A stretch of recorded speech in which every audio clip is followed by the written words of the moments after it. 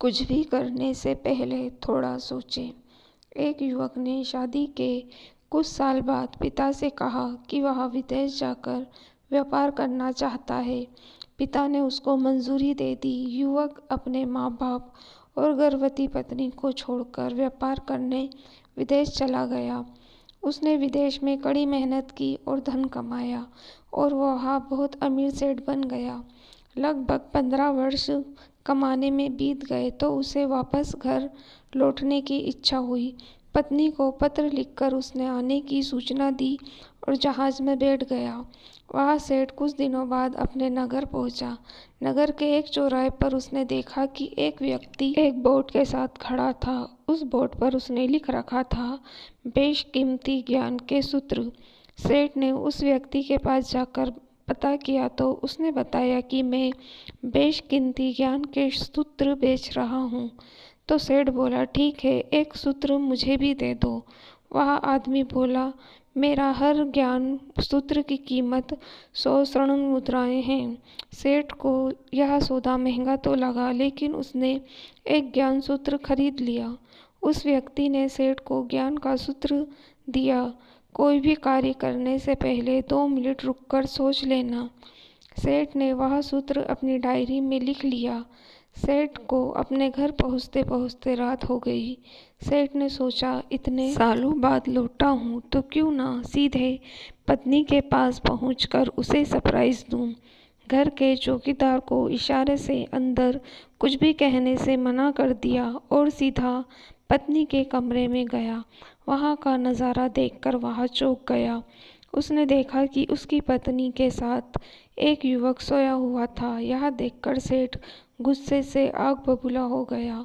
वह सोचने लगा कि मैं परदेश में उसकी चिंता करता रहा और यहाँ अन्य पुरुष के साथ सो रही है। आज मैं इन दोनों को जिंदा नहीं छोड़ूंगा। वह गुस्से से अपनी तलवार निकाला कर दोनों पर वार करने जा ही रहा था। इतने में उसे 100 स्वर्ण मुद्राएं के बदले जो ज्ञान सूत्र खरीदा था उसकी याद आ गई। कुछ भी कार्य करने से पहले 2 मिनट सोच ले। वह 2 मिनट सोचने के लिए रुका। उसने तलवार पीछे हटाई, लेकिन वो किसी बर्तन से टकरा गई। बर्तन के गिरने की आवाज़ से पत्नी की नींद खुल गई।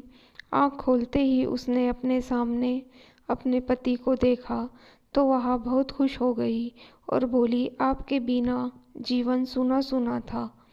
इंतज़ार में इतने वर्ष कैसे निकले यह मैं ही जानती हूँ।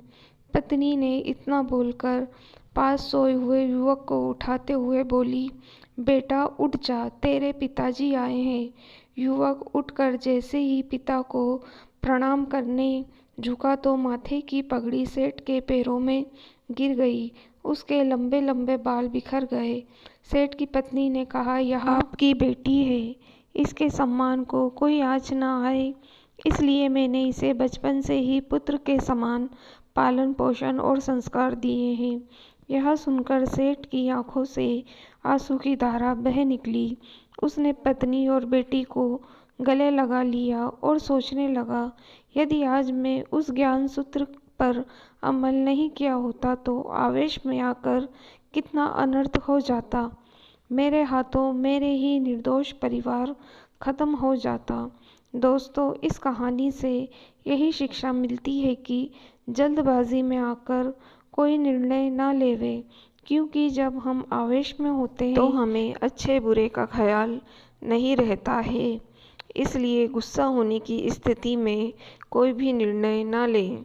कुछ देर रुके और दिमाग ठंडा होने दें और फिर सोचें कि क्या सही है क्या गलत है। दोस्तों, अगर मेरी कहानी पसंद आई है तो मेरी वीडियो को लाइक और मेरे चैनल को सब्सक्राइब ज़रूर कीजिएगा।